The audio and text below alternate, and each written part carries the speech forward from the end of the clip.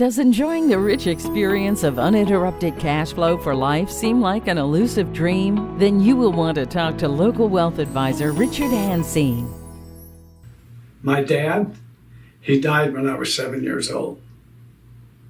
I lost my hero, and I lost my life coach. I was going to have to figure this path out by myself. When I was 17, I quit high school. My daughter was born when I was 18. She's as pretty today as she was then. I went to work for a regional discount drug chain, and I became the youngest manager in the organization at the age of 20. We were celebrating my successes when a couple of friends of mine came to me and said, "Richard, we think that's great, but we think that being a high school dropout is going to limit your success in the future. We think you're bright enough to go to college." And I kind of chuckled. High school dropout, college. High school dropout, college. Well, I went to the University of Utah, and they accepted me. And that began my path into the educational world. I got a degree in banking and finance, a degree in accounting, and eventually became a CPA. As my career progressed, some of my peers came to me and said, "Richard, we would like you to serve on the board of the Nevada State Society of CPAs." And I agreed, and eventually became president.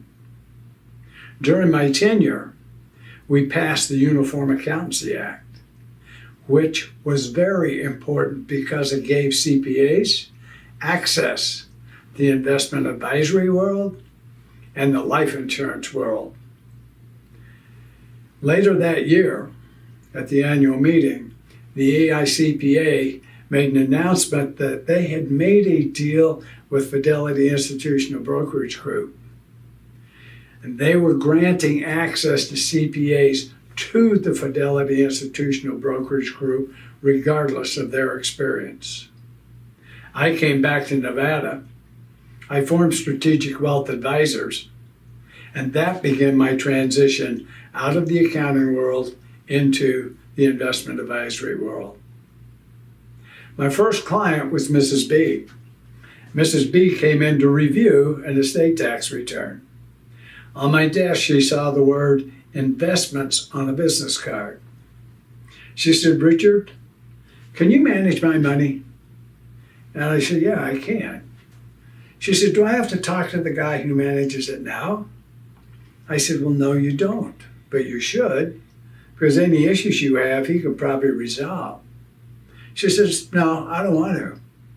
I want you to manage my money." So we moved her wealth into Fidelity Institutional Brokerage Group. During our meetings, she said to me, "Richard, I think what I'd like to do is move to Southern California to be closer to my family and my niece. If I did that, would you continue to manage my money?" I said, "Sure, Mrs. B." So 4 times a year, I would travel to Southern California, meet with her niece, Linda, and her, and review her investment performance. She passed away when she was 94. I miss her to this day. She was vital at 94.